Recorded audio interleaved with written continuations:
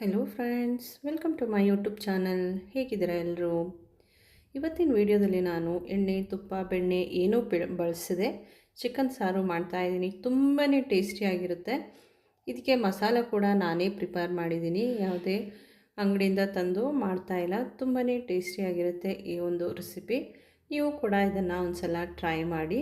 ಬನ್ನಿ ಇದನ್ನು ಹೇಗೆ ಮಾಡೋದು ಅಂತ ನೋಡೋಣ.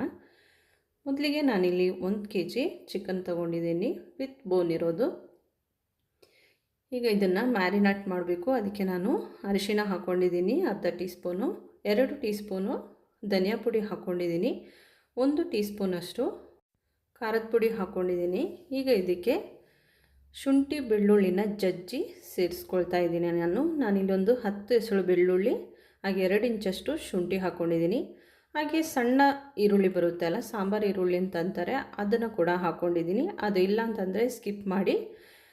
ದೊಡ್ಡ ಈರುಳ್ಳಿನೇ 2 ಹಾಕ್ಕೊಳ್ಳಿ. ನಾನಿಲ್ಲಿ ಒಂದನ್ನು ಕಟ್ ಮಾಡಿ ಹಾಕ್ಕೊಂಡಿದ್ದೀನಿ. ಈಗ ಇದಕ್ಕೆ ಬೇಕಾಗಿರೋಂಥ ಉಪ್ಪನ್ನು ಹಾಕ್ಕೊಂಡು ಚೆನ್ನಾಗಿ ಮಿಕ್ಸ್ ಮಾಡ್ಕೊಳ್ಳಿ. ಇದು ಚಿಕನ್ಗೆ ಚೆನ್ನಾಗಿ ಬ್ಲೆಂಡಾಗಿ ಬರಬೇಕು, ಚೆನ್ನಾಗಿ ಮಿಕ್ಸ್ ಆಗಬೇಕು. ಅದರಲ್ಲಿ ಮಸಾಲೆ ಎಲ್ಲ ತಾಗಿ ಚೆನ್ನಾಗಿ ಬರಬೇಕು. ಅಲ್ಲಿವರೆಗೂ ಇದನ್ನು ಮಿಕ್ಸ್ ಮಾಡ್ಕೊಳ್ಳಿ. ಈಗ ಇದಕ್ಕೆ ಸ್ವಲ್ಪ ಕರಿ ಲೀವ್ಸ್ ಹಾಕ್ತಾಯಿದ್ದೀನಿ. ಮೊದಲೇ ಬೇಕಿದ್ರೆ ಹಾಕ್ಕೋಬೋದು. ನಾನು ಈ ರೀತಿ ಕಟ್ ಮಾಡಿ ಹಾಕ್ತಾಯಿದ್ದೀನಿ, ಅದರ ಫ್ಲೇವರ್ ಎಲ್ಲ ಅದರಲ್ಲಿ ಬರಲಿ ಅಂತ ಹಾಕಿ ಚೆನ್ನಾಗಿ ಮಿಕ್ಸ್ ಮಾಡಿ ಇದನ್ನು ನೀವು ಒಂದು ಅರ್ಧ ಗಂಟೆ ಆದರೂ ಮ್ಯಾರಿನೇಟ್ ಮಾಡಬೇಕು. ನಾನಿದನ್ನು ಅರ್ಧ ಗಂಟೆ ಮ್ಯಾರಿನೇಟ್ ಮಾಡ್ತಾಯಿದ್ದೀನಿ. ಈಗ ಒಂದು ಪ್ಯಾನ್ ತಗೊಳ್ಳಿ, ಅದಕ್ಕೆ ಮಸಾಲ ಫ್ರೈ ಮಾಡಬೇಕು. ಈಗ ನಾನು ಒಂದು 4 ತುಂಡು ಚಕ್ಕೆ, 2ರಿಂದ 3 ಲವಂಗ, 2 ಏಲಕ್ಕಿ ಹಾಕ್ಕೊಂಡಿದ್ದೀನಿ ಬಾಣಲೆಗೆ. 1 ಟೇಬಲ್ ಸ್ಪೂನಷ್ಟು ಸೋಂಪು ಕಾಳು, ಅರ್ಧ ಟೇಬಲ್ ಸ್ಪೂನಷ್ಟು ಜೀರಿಗೆ, 1.5 ಟೇಬಲ್ ಸ್ಪೂನಷ್ಟು ಕಾಳುಮೆಣಸು ಹಾಕ್ಕೊಂಡಿದ್ದೀನಿ. ಕಾಳುಮೆಣಸು ನಿಮಗೆ ಖಾರ ಹೇಗೆ ಬೇಕು ಹಾಗೆ ಹಾಕ್ಕೊಳ್ಳಿ. ನಾನು ಮಸಾಲ ಮಿಕ್ಸ್ ಮಾಡುವಾಗ 1 ಟೀ ಸ್ಪೂನಷ್ಟು ಖಾರದ ಪುಡಿ ಹಾಕಿದ್ದೀನಿ. ಈಗ ಇದಕ್ಕೆ ಗೋಡಂಬಿ ಹಾಕ್ತಾಯಿದ್ದೀನಿ, ಒಂದು 7ರಿಂದ 8. ಇದನ್ನು ಕೂಡ ಚೆನ್ನಾಗಿ ಫ್ರೈ ಮಾಡ್ಕೋಬೇಕು. ಈಗ 2 ಗುಂಟೂರು ಮೆಣಸು, 2 ಬ್ಯಾಡಗಿ ಮೆಣಸು ತೊಗೊಂಡಿದ್ದೀನಿ. ಮೆಣಸು ತುಂಬ ಹಾಕೋದು ಬೇಡ, ಅದಕ್ಕೆ ಕಾಳುಮೆಣಸು ಹಾಕಿರೋದ್ರಿಂದ ತುಂಬ ಹಾಕಿದರೆ ಇನ್ನೂ ಹೆಚ್ಚು ಖಾರ ಆಗಿಬಿಡುತ್ತೆ. ಇದನ್ನು ಚೆನ್ನಾಗಿ ಫ್ರೈ ಮಾಡ್ಕೊಳ್ಳಿ. ಈ ರೀತಿ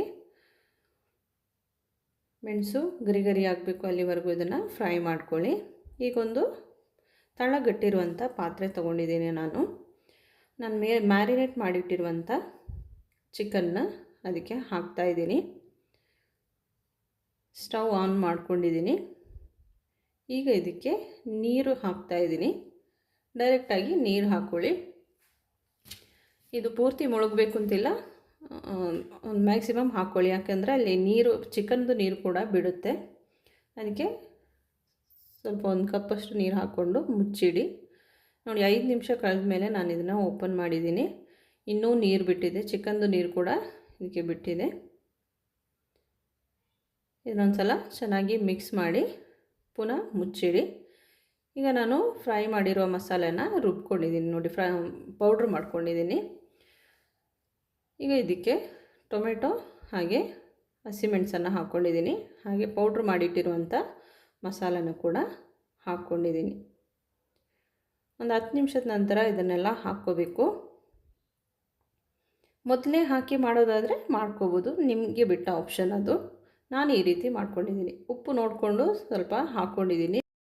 ಟೇಸ್ಟ್ ನೋಡಿಕೊಂಡು ಬೇಕಿದ್ದರೆ ಉಪ್ಪನ್ನು ಸೇರಿಸ್ಕೋಬೋದು.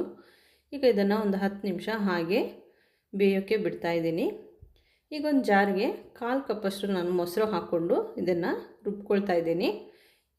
ಗಂಟೇನಿರಬಾರ್ದು, ಅದಕ್ಕೆ ರುಬ್ಕೊಳ್ಳೋದು. ಹಾಗೆ ಹಾಕೋದಾದ್ರೆ ಹಾಕ್ಕೋಬೋದು, ಆದರೆ ತರಿ ತರಿ ಕಾಣುತ್ತೆ.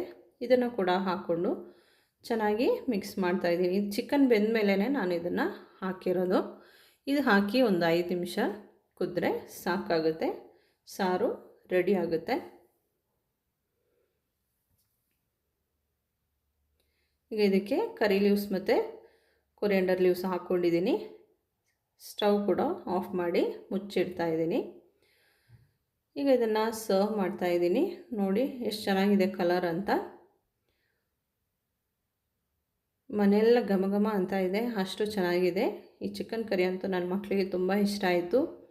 ಎಣ್ಣೆನೂ ಹಾಕದೆ ಮಾಡ್ಬೋದಲ್ಲ ಅಂತ ಮಾಡಿದ್ದೀನಿ. ಸ್ವಲ್ಪ ಈಗಿನ ಕಾಲದಲ್ಲಿ ಸ್ವಲ್ಪ ಆರೋಗ್ಯದ ಕಡೆ ಜಾಸ್ತಿ ಗಮನ ಹರಿಸ್ತಾರೆ.